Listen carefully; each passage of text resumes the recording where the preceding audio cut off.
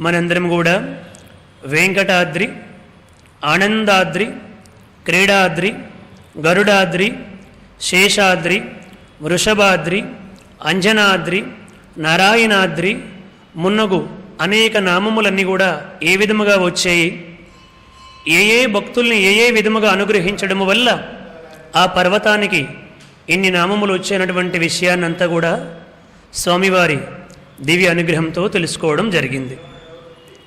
ఇంకా గోన తీర్థము అని చెప్పి ఒక తీర్థం ఉండేది. దానిని కాలాంతరములో తుంబురు తీర్థముగా మారింది. అలా తుంబురు తీర్థముగా ప్రసిద్ధి చెందినటువంటి ఆ తీర్థము యొక్క మహత్యాన్ని చెప్పుకుందాం. వెంకటాద్రిపై అనేక వందల తీర్థాలు ఉన్నాయి. చాలా ముఖ్యమైనటువంటి తీర్థాలు ఎన్నో ఉన్నాయి. ఎంతోమంది తపస్వికుల్ని, సాధువులని, భక్తులని అనుగ్రహించినటువంటి మహాపవిత్రమైనటువంటి తీర్థాలు ఎన్నో ఉన్నాయి. అంత గొప్ప క్షేత్రం తిరుమల క్షేత్రం. అయితే ఒకానొకప్పుడు అగస్త్య మహర్షి శిష్యులందరితో కలిసి ఆ ప్రాంతంలో సంచరిస్తూ ఈ యొక్క గోణ తీర్థము దగ్గరకు వచ్చారు. అక్కడ అగస్త్య మహర్షి ఆ శిష్యుల యొక్క ప్రశ్న మేరకు ఆ తీర్థం యొక్క గొప్పతనాన్ని చెప్పడం మొదలుపెట్టారు. పూర్వము తుంబరుడు అనే ఒక గంధర్వుడు ఉండేవాడు. నారదుడితో సరిసమానముగా చక్కగా సంకీర్తన చేయగలిగినటువంటి ప్రజ్ఞ కలిగినటువంటి వాడు తుంబురుడు. నారదుడు తుంబురుడు అని చెప్పి మనకి చెబుతూ వచ్చారు పెద్దలు. ఈ తుంబురుడు చాలా చక్కగా గానం చేసేవాడు. గంధర్వుడు ఆకాశయానం కూడా చేయగలడు. అనేక ప్రాంతాలకి వెళ్ళేవాడు. అనేక మంది దగ్గర ఈ గానాన్ని ప్రదర్శించి గొప్ప పేరు ప్రఖ్యాతులు పొందాడు. కాకపోతే నారదుడికి వచ్చినంత పేరు తుంబురుడికి రాలే. సహజంగానే ఒక ఇద్దరు పాడుతూ ఉంటే ఒకరికి గొప్ప పేరు వచ్చి ఒకరికి రాకపోతే కొంచెం మనసులో బాధగా ఉంటుంది కదండి ఎవరికైనా. ఎందుకోసం రాలేదంటే నారదుడు ఎప్పుడు కూడా నారాయణ నామస్మరణ చేసేవాడు. ఒక్క నారాయణుణ్ణి మాత్రమే స్మరించేవాడు నారదుడు. ఈ తుంబురుడు అలా కాకుండా ఎవరి దగ్గరికి వెళ్తే వాళ్ళే స్మరించేవాడు. ప్రతి ఒక్కరి గొప్పతనాన్ని పొగిడేవాడు. ప్రతి రాజుల మీద, రాజర్షుల మీద, గొప్పవాళ్ళ మీద, పూజ్యుల మీద, పెద్దవాళ్ళ మీద, ఎవరి మీద పడితే వాళ్ళ మీద తన యొక్క గానాన్ని అద్భుతముగా పాటలు కట్టి పాడేవాడు. అందుకోసమని ఒక్క నారాయణ నామస్మరణ మాత్రమే చేసాడు అతను. ఇతను అన్ని నామస్మరణలు చేశాడు కాబట్టి నారదుడికి వచ్చినంత పేరు తుంబురుడికి రాలేదు. నారదుడు ఎల్లప్పుడు కూడా నారాయణ నారాయణ నారాయణ అనుకుంటూ నారాయణ నామస్మరణ చేసేవాడు. ఏదో ఒకసారి మీరు కూడా నామస్మరణ చేయండి. నారాయణ నారాయణ శ్రీ వెంకటేశ్వర నారాయణ.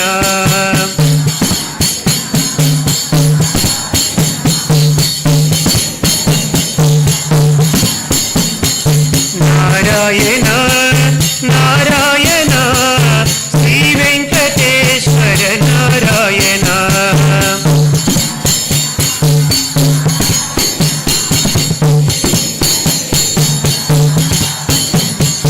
నారాయణ నారాయణ నారాయణ నారాయణ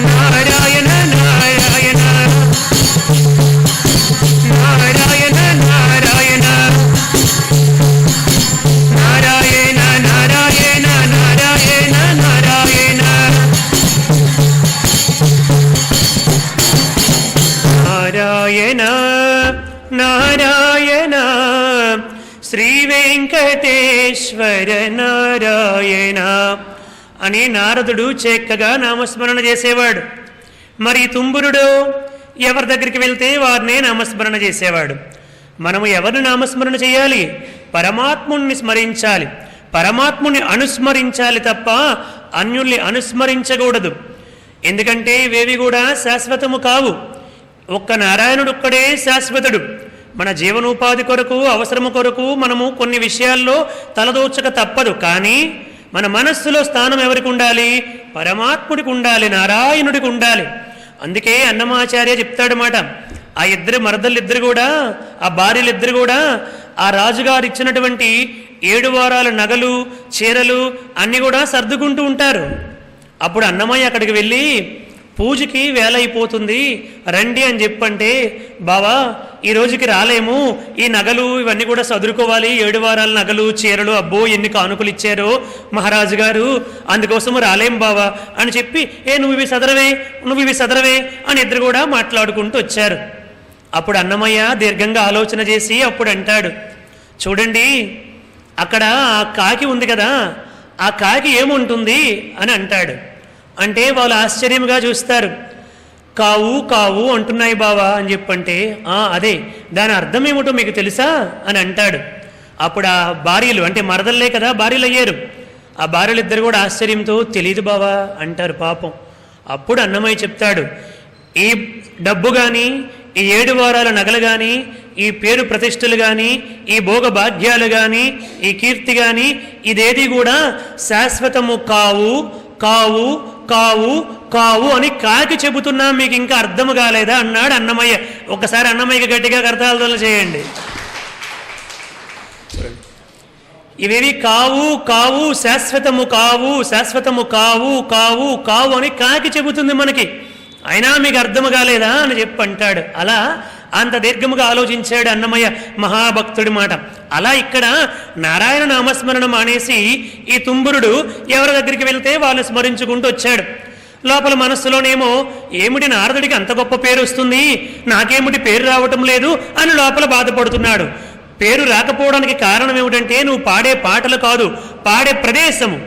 ఇప్పుడు మనం భగవంతుడి గురించి ఇక్కడ ఎన్ని గంటలు ఉన్నా, ఎంతసేపు ఆయన స్మరించినా, ఎన్ని భజనలు చేసినా మనకి పుణ్యం వస్తుంది తప్ప పాపము రాదు.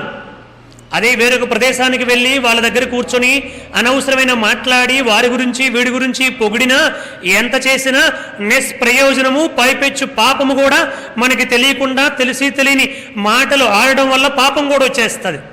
అదే ఇక్కడ కూర్చొని ఒకవేళ మనకి అంత బాగా తెలియకపోయినా, ఏది తెలిస్తే అది చెప్పుకున్నా మనకి పాపం అయితే రాదు, పుణ్యమే వస్తుంది పరమాత్ముడి గురించి స్మరిస్తే. అందుకని అతనికేమో నారాయణ నామస్మరణ చేయడం వల్ల నారదుడికి గొప్ప కీర్తి వచ్చింది, ఈ తుంబురుడికేమో అంత గొప్ప పేరు ప్రఖ్యాతులు రాలేదు. అలా విచారణ చేస్తూ ఉంటే ఆ సమయంలో భార్య వెళ్ళి బాగా విసికించింది అతన్ని. అతనితో మాట్లాడడానికి ప్రయత్నించింది. చాలా కోపం మీద ఉన్నాడు కాబోలు, ఏమిటలా కప్పలా గరుస్తున్నావు, మండోకోబవ కప్పవైపోదు రాకని చెప్పి శపించాడు భార్యకి. ఆ భార్య ఒక కప్పైపోయింది. కప్పైపోయి ఈ యొక్క గోణతీర్థము దగ్గర పడి ఉంది. అక్కడ నామస్మరణ చేసుకుంటూ భగవంతుని ప్రార్థించుకుంటూ, నా భర్త నన్ను ఇలాగ శపించేశాడు, కప్పనైపోయినే అని బాధపడుతూ ఉన్నాడు. ఇలా ఆలోచన చేశాడు, ఏమిటి నాకు నారదుడికి వచ్చినటువంటి పేరు రావడం లేదే అని ఆలోచన చేసి ప్రాచీన బరుహుడు అనే ఒక గొప్ప మహాత్ముడి దగ్గరికి వెళ్ళాడు. అక్కడ గొప్ప కీర్తనలన్నీ కూడా పాడాడు. అప్పుడు అతను ఈ గంధర్వుడికి గాన గంధర్వుడు అని ఒక బిరుదు ఇచ్చాడు. ఆ బిరుదుతో, నాకు గొప్ప బిరుదు వచ్చింది, ఇక నుంచి ఈ బిరుదు అందరికీ చెప్పుకుంటాను అని చెప్పి ఆనందముతో వచ్చాడు. అప్పుడు నారదుడు ప్రత్యక్షమయ్యాడు. చూడు, నరహరును కీర్తించు నా నాలుక నరుణ్ణి కీర్తిస్తుందా అన్నాడు అన్నమాచార్య. ఏమన్నాడండి మహారాజు గారు, ఈరోజు మా పెళ్లి రోజయ్యా, మా మీద కొన్ని పాటలు పాడంటాడు అన్నమయ్యతో. అప్పుడు అన్నమయ్య అంటాడు, నీవు మహారాజు అయితే అవ్వచ్చు కానీ భగవంతుణ్ణి కీర్తించే ఈ నాలుకతో నరుణ్ణి కీర్తించనయ్యా అంటాడు. నరహరును కీర్తించు నా నాలుక నరుణ్ణి కీర్తించనగాక కీర్తించనంటాడు. రాజుగా ఆజ్ఞాపిస్తున్నానంటాడు, నేను ధిక్కరిస్తున్నానంటాడు. దిక్కులేని చావు చచ్చిపోతావయ్యా, మహారాజు గారు చెప్పినప్పుడు ఆయన మాట విను, లేకపోతే దిక్కులేని చావు చచ్చిపోతావంటారు మిగతా సైనికులందరూ కూడా. అప్పుడు చెబుతాడు, నాకు దిక్కులేడా, ఎవరున్నారా నీకు దిక్కు, రమ్మని ఎవరున్నారు నీకు దిక్కు అని చెప్పి వాళ్ళు గట్టిగా కొడతారు. కొడితే అప్పుడు ఎవరు వచ్చారు? సాక్షాత్తు ఆ శ్రీమన్నారాయణుడే వచ్చి అన్నమయ్యని విడిపించాడు అనమాట. అది భక్తి అంటే. ఆ భగవంతుని కీర్తించడం వల్ల స్వయముగా భగవంతుడే వచ్చి అడ్డుకున్నాడు. అప్పుడు పదాక్రాంతుడైపోయాడు రాజు. ఆనాటి నుంచి అన్నమయ్యకి మహాభక్తుడిగా మారిపోయి అతను రచించినటువంటి ఆ యొక్క పద్యాలన్నీ కూడా చాలా జాగ్రత్తగా నిక్షిప్తం చేసి భావితరాలకి అందే విధముగా చేశాడు. సరే పక్కన పెడదాం. అంటే నరహరును కీర్తించు, నా నాలుక నరుణ్ణి కీర్తించదన్నాడు. ఇక్కడికి వచ్చేసరికి నారద మహర్షి వచ్చి ఆ గంధర్వుడికి చెబుతాడు, ఏమిటి నువ్వు ఇప్పుడు వెళ్ళి ప్రాచీన బర్హుణ్ణి కీర్తించావు, ఎవరిని పడితే వాళ్ళని కీర్తిస్తున్నావు, కాబట్టి నేటి నుంచి నీకు ఆకాశ గమనం తొలగిపోదునుగాక, నీకు ఇంక పైకి నువ్వు ఎగరలేవు, నువ్వు ఇంక మామూలుగా ఇక్కడే ఉండిపోతావు అని చెప్పి శాపం పెట్టాడు నారదుడు. ఇంకా ఆకాశగమనం నీకు ఉండదు అని చెప్పి శాపం పెట్టేశాడు. అలా శాపం పెట్టేస్తే ఆలోచన చేసి ఏమిటి నేను ఎంత చేసినా కూడా ఆ నారాయణను స్మరించలేకపోతున్నానని చెప్పి ఈ గోణ తీర్థము దగ్గరికి వచ్చి కూర్చొని తపస్సు చేయడం ప్రారంభించాడు. అక్కడ కూర్చొని ఆ గోణ తీర్థంలో స్నానం చేసి, పరమేశ్వర నిజమే కదా నారదుడు చెప్పింది, నేను నిన్ను కీర్తించవలసింది పోయి ఈ లోకులందరినీ కీర్తించడం మొదలుపెట్టేనే, లోకేశ్వరుని కీర్తించవలసిన నా నాలుకతో లోకులను కీర్తించాను, ఎంత తప్పు చేశాను అని పశ్చాత్తాపంతో అక్కడ తపస్సు చేసుకుంటూ ఉండిపోయాడు. ఈ కథ అంతా కూడా అగస్త్య మహర్షి శిష్యులందరికీ చెప్పాడు. అప్పుడు శ్రీమన్నారాయణమూర్తి అక్కడ ప్రత్యక్షమయ్యాడు. ప్రత్యక్షమై ఆ ప్రాంతంలో తపస్సు చేసుకున్నటువంటి ఆ గంధర్వుడికి పిలిచాడు, తుంబురుడికి పిలిచాడు. తర్వాత ఆ మండుకమై ఉన్నటువంటి ఆ భార్యకి కూడా శాప విమోచనం చేశాడు. నేటి నుంచి నీకు మరలా గానము యథావిధంగా పాడుకునే శక్తి ఇస్తున్నాను, ఆకాశ గమనము కూడా ఇస్తున్నాను. ఎప్పటికైనా బుద్ధి తెచ్చుకొని భగవంతుణ్ణి కీర్తించు, ఎవరిని పడితే వాళ్ళని కీర్తించకు, అమూల్యమైన నీ కాలాన్ని భగవంతుడి కోసం గడుపు, నీ ప్రజ్ఞని, నీ తెలివితేటల్ని, నీకున్నటువంటి జ్ఞానాన్ని భగవంతుడి కోసం ఉపయోగించు, అంతే తప్ప అన్యుల కొరకు ఉపయోగించొద్దు అని శ్రీమన్నారాయణమూర్తి చెప్పి, ఈ నారదుడు నీకు శాపం పెట్టి మేలు చేసేడు తప్ప నీకు కీడు చేయలేదు, కాబట్టి ఇక నుంచి నారదుడితో మైత్రి కలిగి ఉండు అని చెప్పి శ్రీమన్నారాయణమూర్తి చెప్పాడు. ఆనాటి నుంచి నారదుడితో మైత్రి కలిగి ఉన్నాడు ఈ తుంబురుడు. ఆ విధముగా ఆ తుంబురుడికి శాప విమోచనం అయ్యింది, అతని భార్యకి కూడా శాప విమోచనం అయ్యింది. ఆనాటి నుంచి ఆ గోణ తీర్థము తుంబురు తీర్థముగా ప్రఖ్యాతిగాంచింది. ఏడుకొండలవాడ వెంకటరమణ గోవింద గోవింద, ఆపద ముక్కులువాడ అనాథ రక్షక గోవింద గోవింద. ఇలా ఆ యొక్క తుంబూరు తీర్థం యొక్క గొప్పతనాన్ని అంతా కూడా సౌనికాది మహామునులకు సూత మహర్షి చక్కగా చెప్పాడు. ఇలా జరుగుతూ ఉండగా నిన్నటి రోజు మీకు చెప్పాను, కలిపురుషుడు ప్రవేశించాడు, విజృంభించాడు. ఎవరు ఎక్కడ దొరికితే వాళ్ళందరినీ కూడా తన వైపు ఆకర్షింపజేసుకుంటూ వాళ్ళందరినీ కూడా జాగ్రత్తగా మట్టు పెట్టుకుంటూ వెళ్ళిపోయాడు. మట్టు పెట్టుకుంటూ వెళ్ళిపోవడం అంటే తనకి వశము చేసుకుంటూ వెళ్ళిపోతున్నాడు అన్నమాట. అలా వెళ్ళిపోతున్నాడు. రాను రాను కలి విజృంభిస్తుంది. అప్పుడు మహర్షులందరూ కూడా కూడి, ఏమిటి కలిపురుషుడు విజృంభిస్తున్నాడు, దీనికి మనం ఏదో ఒకటి చేయాలి, చేయకపోతే ఈ కలిబారిన ప్రజలందరూ కూడా పడిపోయి వారి అమూల్యమైనటువంటి జన్మలు అపవిత్రం చేసుకుంటారు, పవిత్రమైన మానవ జన్మ సార్థకము లేకుండా అయిపోతుందని చెప్పి అందరూ కూడి లోక కళ్యాణము కొరకు, ఈ కలిపురుషుడి నుంచి విముక్తి కొరకు, అడ్డుకోవడం కొరకు వాళ్ళందరూ కూడా ప్రయాగ క్షేత్రానికి వెళ్ళి ఒక గొప్ప యజ్ఞాన్ని చెయ్యాలని సంకల్పించుకున్నారు. ప్రయాగలు మహర్షులందరూ కూడా అక్కడ గుమిగూడారు. వేలాది మంది మహర్షులందరూ లోక కళ్యాణం కొరకు ఆ ప్రయాగ క్షేత్రానికి చేరారు. అక్కడ అందరూ కూడా కూర్చొని ఇంకా యజ్ఞం చెయ్యాలి అని అతను సంబంధించినటువంటి ఏర్పాట్లన్నీ కూడా చేస్తున్నారు. అక్కడికి వచ్చాడు నారద మహర్షి. నారాయణ నారాయణ అనుకుంటూ వచ్చాడు. నారద మహర్షి ఎక్కడికి వచ్చినా లోక కళ్యాణమే. భౌతికంగా చూస్తే వాళ్ళకేదో జగడం పెట్టినట్టు కనిపిస్తుంది, కానీ లోక కళ్యాణం కొరకే చేస్తాడు నారద మహర్షి. అక్కడికి వచ్చాడు. నారద మహర్షి రాగానే అందరూ కూడా అతనికి నమస్కారం చేశారు, ఎంతో ప్రేమతో ఆహ్వానించారు, కూర్చోబెట్టారు, గొప్ప స్తోత్రాలు చేశారు, అనేక విధాలుగా ప్రశంసించారు. నారద మహర్షి చాలా సంతోషము, మేమందరం కూడా యజ్ఞం చేయాలనుకుంటుంటే నీవే సాక్షాత్ వచ్చావు, చాలా ఆనందమని అనేక విధాలుగా ప్రశంసించారు. అప్పుడు నారద మహర్షి చాలా సంతోషము, ఋషులారా కలిపురుషుడు విజృంభిస్తున్నాడని చెప్పి ఆ కలి నివారణార్థం మీరందరూ కూడా యజ్ఞం చేయాలని సంకల్పించారు, చాలా చాలా సంతోషం. కాకపోతే చిన్న అనుమానం ఏమిటంటే, మీరు ఈ యొక్క యజ్ఞము చేస్తున్నారు కదా, ఈ యాగ భాగాన్ని ఎవరికి అగ్రపూజ ఎవరికి ఇస్తారు? ఒక ప్రధానంగా ఒకరికి అర్పించాలి ఈ పూజా భాగాన్ని. ఈ అగ్రపూజ అర్హులు ఎవరు అని అడిగాడండి. అంతవరకు వాళ్ళకి ఆ ఆలోచన రాలేదు. వాళ్ళన్నారు, నిజమే కదా, అగ్రపూజ అర్హుడు ఎవరు, ఇప్పుడు ఈ యాగభాగాన్ని ఎవరికి ప్రధానంగా మనం అర్పిస్తాము అని చెప్పి వాళ్ళు ఆలోచన చేశారు.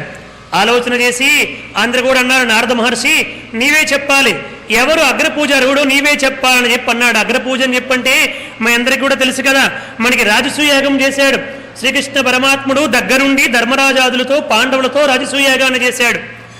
ఆ రాజసూయాగం అయినప్పుడు అగ్రపూజ ఎవరికి చెయ్యాలంటే ప్రధానంగా ఒక వ్యక్తిని తీసుకుని వచ్చి ఒక ప్రత్యేక ఆశ్రమంలో కూర్చోబెట్టి ఈ పూజా ఫలాన్నంతా వారికి దారపోసి వారికి ప్రత్యేకంగా పూజ చేస్తారన్నమాట. అగ్రపూజ అదొక గొప్ప సాంప్రదాయం అన్నమాట. ఎవరికి చెయ్యాలన్నాడు ధర్మరాజు. ధర్మరాజుకి తెలీదా ఎవరికి చెయ్యాలో?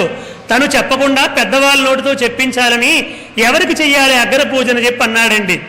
ధర్మరాజు ఎప్పుడైతే అలా అన్నాడో వెంటనే అన్నాడు భీష్మాచార్యుడు, ఎవరున్నారయ్యా, శ్రీకృష్ణ పరమాత్ముడి కంటే మించినటువంటి గొప్ప వాళ్ళు ఇక్కడ ఎవరున్నారు, కాబట్టి అగ్రపూజ శ్రీకృష్ణ పరమాత్ముడికే చెయ్యాలి అని భీష్మాచార్యుడు చెప్పారు.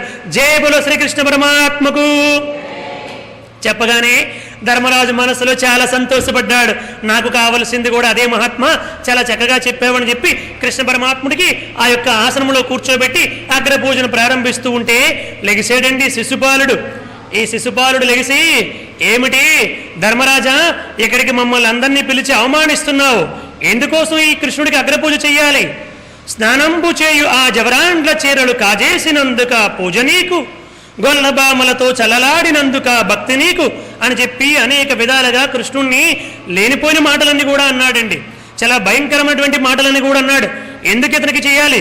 గొప్పవాళ్ళు పెద్దవాళ్ళు కావాలి, వయస్సులో పెద్దవాళ్ళు కావాలంటే భీష్మాచార్యుడు ఉన్నాడు, గురు సమానుడు భీష్మాచార్యుడు ఉన్నాడు, ద్రోణాచార్యుడు ఉన్నాడు, కృపాచార్యుడు ఉన్నాడు, ఎంతో గొప్ప గొప్ప రాజులున్నారు, ఎంతో గొప్ప మంది ఋషులున్నారు. ఎంతమంది ఉంటుండగా ఈ కృష్ణుడికి అగ్రపూజ మమ్మల్ని అవమానిస్తున్నావు, ఎటువంటి పరిస్థితుల్లో కూడా ఈ కృష్ణుడికి అగ్రపూజ చేయడానికి అంగీకరించమని చెప్పి అనేక విధాలుగా తిట్టాడండి. కృష్ణ పరమాత్ముడు లెక్క పెట్టడం మొదలుపెట్టాడు.